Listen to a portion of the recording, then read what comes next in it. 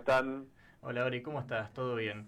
Bueno, te voy a Hola. hacer una breve presentación para la gente que no conozca. Horacio es exsecretario de la Nación bajo el gobierno de Mauricio Macri y por encima de todo es un experto en lo que es Private Equity, Venture Capital y atraer inversión extranjera. Eso es lo que venimos a hablar un poco de Ori. Entonces, tal vez para ir comenzando, te quería preguntar, yendo derecho al grano, ¿qué es tal vez los conceptos de Venture Capital y Private Equity? Que son conceptos muy importantes, pero no todos están al tanto. Bueno, antes que nada, un gusto estar en el programa, un saludo para todo el equipo que está conduciendo el programa y para los oyentes. Y básicamente lo que cuando hablamos de Private Equity, Venture Capital, básicamente son distintos actores que financian a las compañías a lo largo de su ciclo de vida. Y podemos decir que las compañías empiezan como lo que se llama un startup, una compañía que arranca de cero y después pasan por una etapa de crecimiento temprana, después de crecimiento más maduro y después ya son compañías maduras. Entonces a lo largo de esos ciclos hay distintos actores. Inicialmente, cuando empieza un proyecto con una idea nueva, en general se financia con lo que se llama Friends and Family, o se le dice que básicamente son amigos, conocidos que apoyan una idea, o ángeles, lo que se llama Business Angels, que son inversores ángeles que invierten en esa compañía. Y luego viene el Venture Capital y el Private Equity. Entonces el Venture Capital y Private Equity es más, tal vez, no de primera línea, sino de segunda. ¿Cómo es lo primero acudís a lo que son familiares y amigos o estos denominados ángeles? Claro, ahí hay distintos riesgos que en la etapa, en las distintas etapas de la compañía. La primera, que es lo que se llama la etapa semilla o seed, donde están los Friends and Family, donde están estos Business Angels, y a veces ya empiezan a participar algunos fondos de Venture Capital que invierten en la etapa semilla. Es básicamente, a veces aparece simplemente una presentación, una idea, un descubrimiento científico que no tiene ingresos, no tiene ventas, y hay personas que invierten su capital con la expectativa de tener un retorno sobre ese capital muy alto, o sea, que se multiplique decenas de veces esa ficha que pusieron al principio, digamos, ¿no? Y esa expectativa de retorno en realidad va bajando a lo largo del tiempo porque también el riesgo va bajando. Entonces el Venture Capital, por ejemplo, sí, ya cuando empieza un inversor de Venture Capital a invertir en una compañía es porque, bueno, quizás ya tiene ventas, quizás no es rentable, pero sí tiene ventas. Entonces eso ya muestra que tiene una aceptación en el mercado. Y en el caso del private equity, en general ya no tiene riesgo comercial, puede estar ganando o perdiendo plata, pero ya es un producto probado, en general es una compañía madura. Claro, pero la idea básica al final es esto: adquirir inversión por algún lado en un principio y mientras vas creciendo, mientras más vas vendiendo, luego van a ir bajando los riesgos y el retorno para el inversor es menor. Entonces, con esto te quería preguntar cuáles serían tal vez los pasos a seguir como para atraer inversión o cuáles son los principales puntos. Bueno, dependiendo el tipo de inversión que la persona o la firma o el grupo vaya a hacer, si hay alguien que, por ejemplo, va a invertir o quiere lanzar un proyecto y está en una etapa donde ya la idea la aprobó, tuvo un grupo de ángeles que le dieron una ayuda, etcétera, para arrancar. Básicamente lo que van a estar buscando los que invierten en Venture Capital es hacerte ciertas preguntas específicas. Una típica es lo que evalúan las firmas de Venture Capital o los inversores es, bueno, ¿qué problema resuelve esta compañía? Esa es una pregunta que se hacen. Otra segunda compañía es, ¿cuál es el potencial de crecimiento y escalabilidad? Esto es algo que puede crecer en una ciudad, es algo que puede crecer en un país, es algo que se puede escalar a otros países. La tercera es la fortaleza del equipo. Pesa mucho la fortaleza del equipo de management. Y después hay una última que es cuán único y atractivo es el producto, porque si yo creo que descubrí algo acá en Argentina, pero hay en China alguien que está haciendo lo mismo, no es lo mismo que sea algo exclusivo, patentado, con propiedad intelectual, que haya descubierto yo o que esté lanzando yo aquí en Argentina.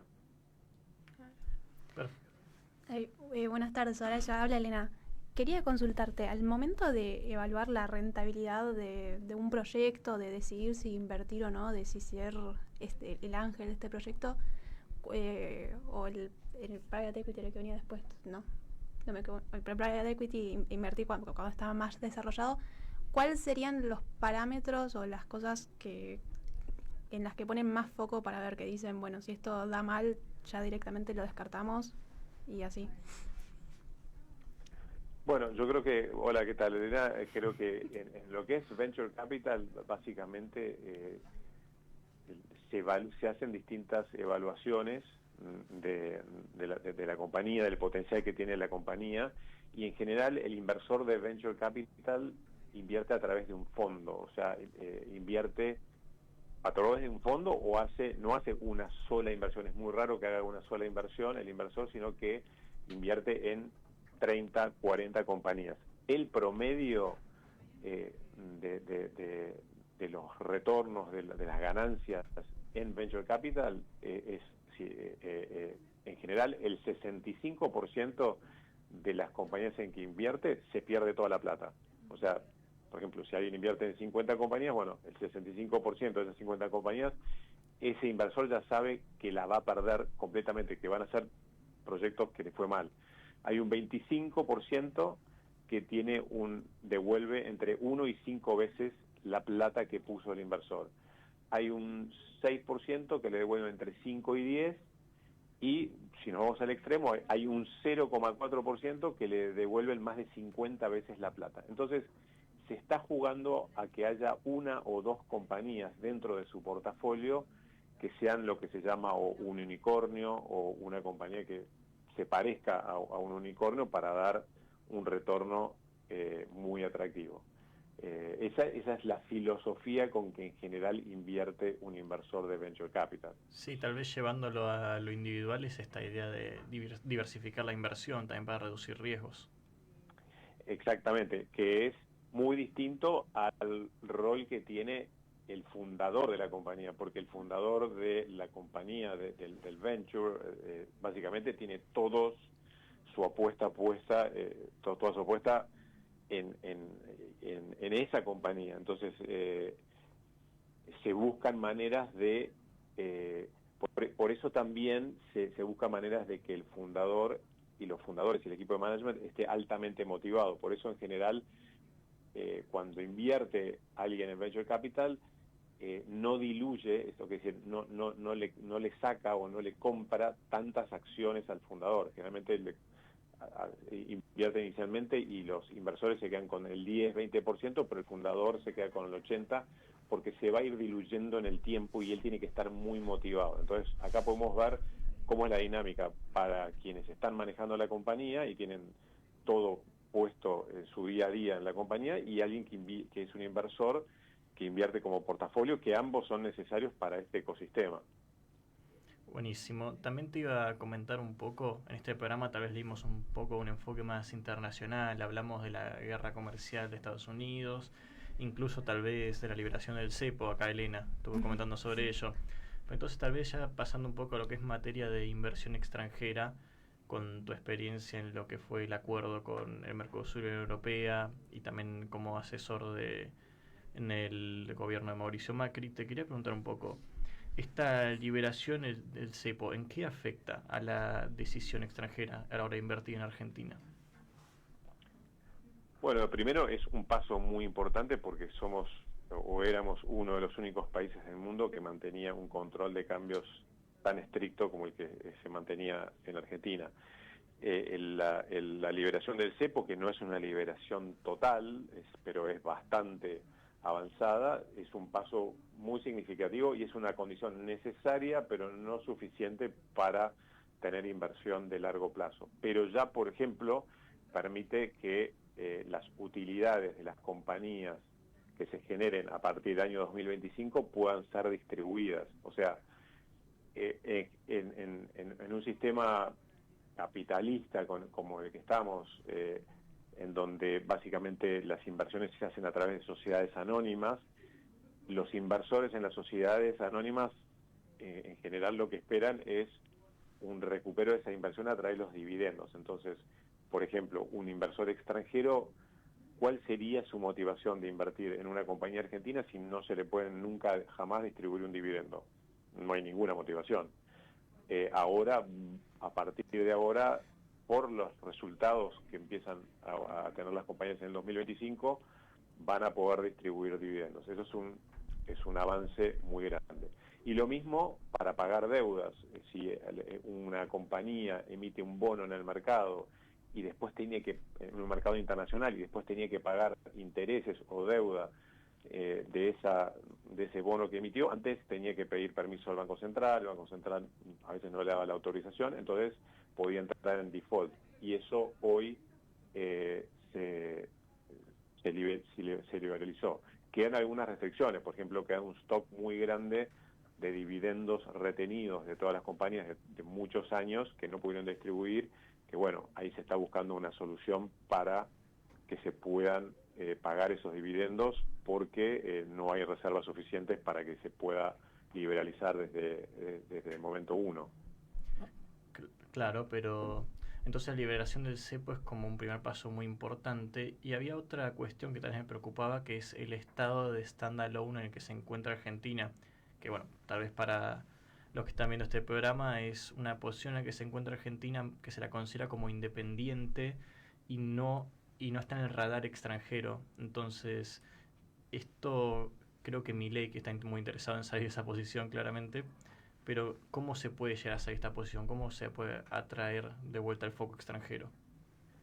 Bueno, la respuesta directa a esa pregunta es que lo que buscan los inversores extranjeros es que haya un compromiso político de largo plazo, de un mantenimiento de ciertas reglas que generen crecimiento.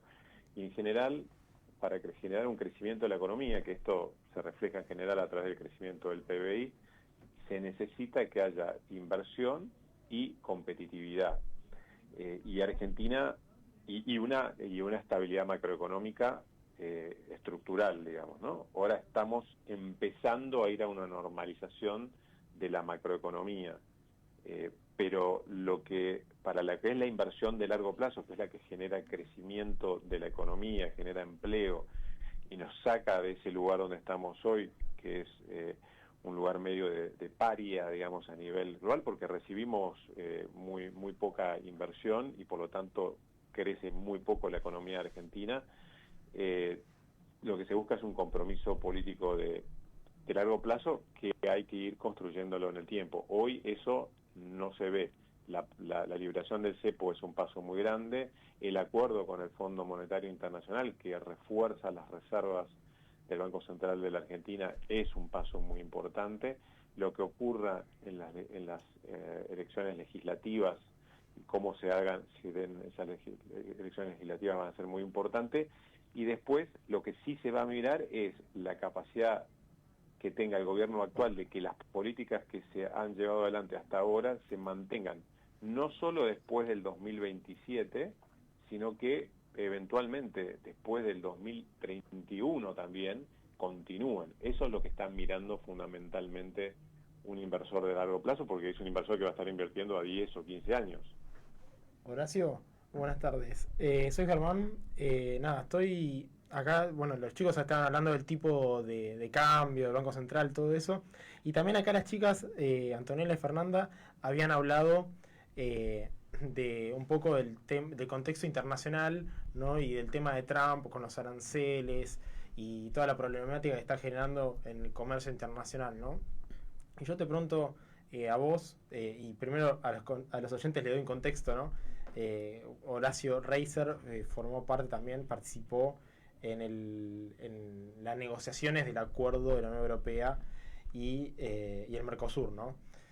Entonces, mi pregunta era, viendo este contexto internacional, ¿no? En el que Europa como que se ve de alguna manera políticamente como traicionada por su miembro, su amigo, su compañero diplomático, Estados Unidos.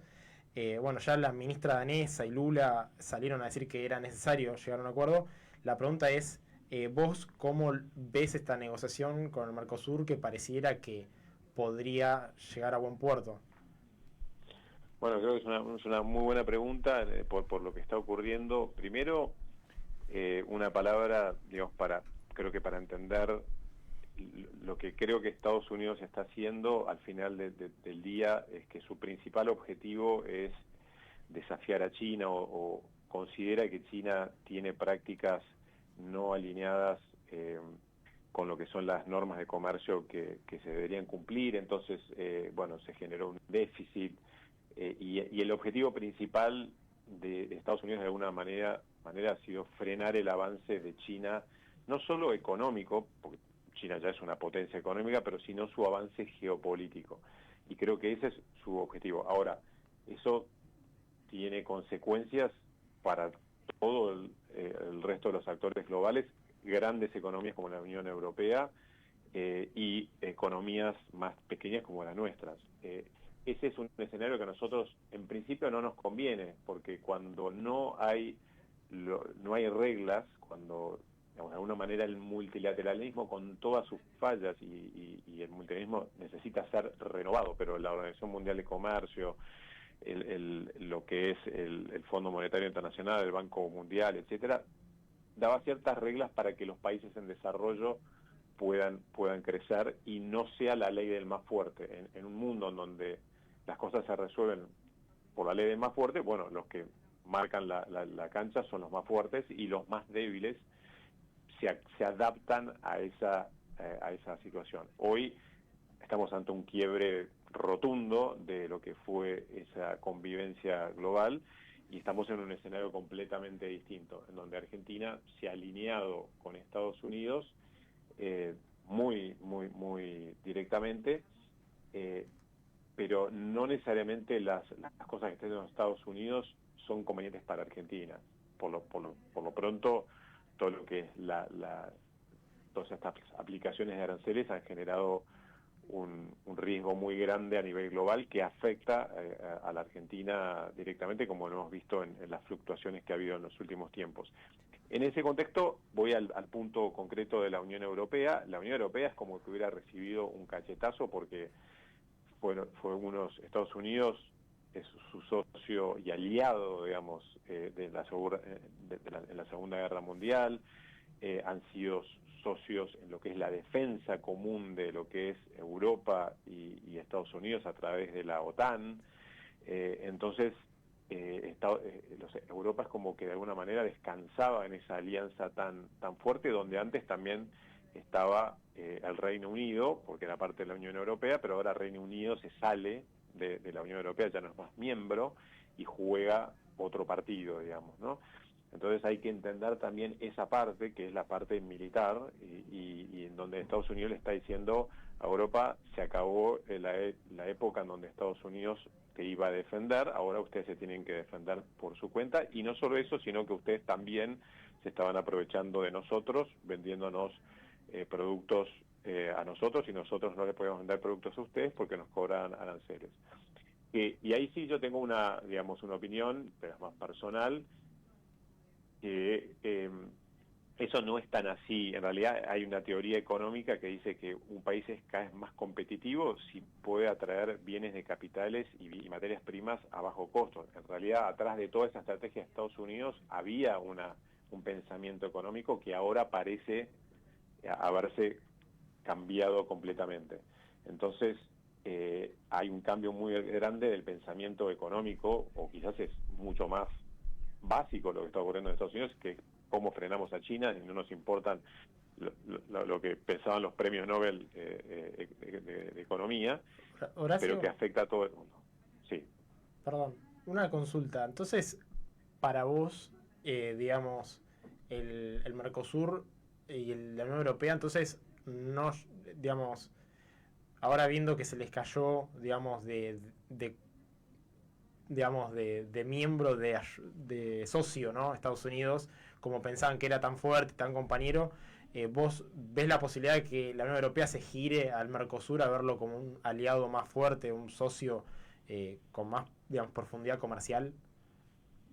Yo creo que sí, porque a la Unión Europea se le empiezan a cerrar puertas, o sea, directamente hay productos que se exportaban por decenas de miles de millones de dólares a Estados Unidos, que de un día para el otro reciben aranceles. En un momento, si se recuerdan, eran aranceles que eran mucho más altos que el 10%. Lo que pasa es que el presidente Trump, con la volatilidad que hubo en los mercados, dio marcha atrás y hizo una pausa por 90 días, pero mantuvo igual el 10% de aranceles base, además de los aranceles para el acero y aluminio. Pero toda la industria automotriz europea estaba recibiendo un golpe tremendo si se mantenían las resoluciones del presidente Trump. Entonces tenía que buscar destino para esos productos, y el acuerdo con el Mercosur es una oportunidad, es una de las principales oportunidades que tiene, si no es la mayor, que tiene la Unión Europea, como la podría ser una profundización con India, pero no tiene muchas alternativas de mercados grandes en los cuales diversificar su producción, y además bregar por la vuelta de alguna manera del multilateralismo, porque un acuerdo de libre comercio va en la línea de decir, no, el multilateralismo sigue siendo bueno, las instituciones, es verdad que se desviaron de sus objetivos, deben ser reformadas, como por ejemplo la Organización Mundial de Comercio, pero eso no quiere decir que la cooperación internacional es mala y la búsqueda de alianzas y aliados es mala. O sea, ir en contra de los nacionalismos y retornar a lo que ha sido un mundo más cooperativo con todas sus falencias, con lo cual para la Unión Europea es claramente una oportunidad, y para el Mercosur sería una oportunidad de oro en el cual todo el mundo se está peleando por los aranceles. Nosotros, desde Argentina, en el Mercosur, no tenemos acuerdo con nadie, solo con el 10% del PBI global, y esto sería un salto que nos llevaría a tener acuerdos con el 30% del PBI global si sumamos a la Unión Europea.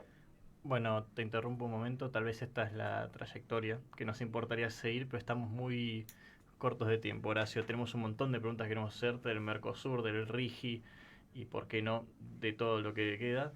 Pero te queremos agradecer por pasar por este espacio, muchas gracias.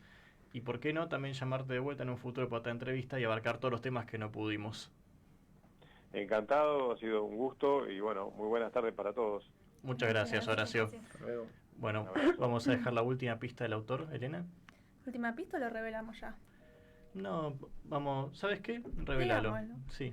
Wilhelm Röpke, no sé si dije bien. Wilhelm Röpke. Röpke. Bueno.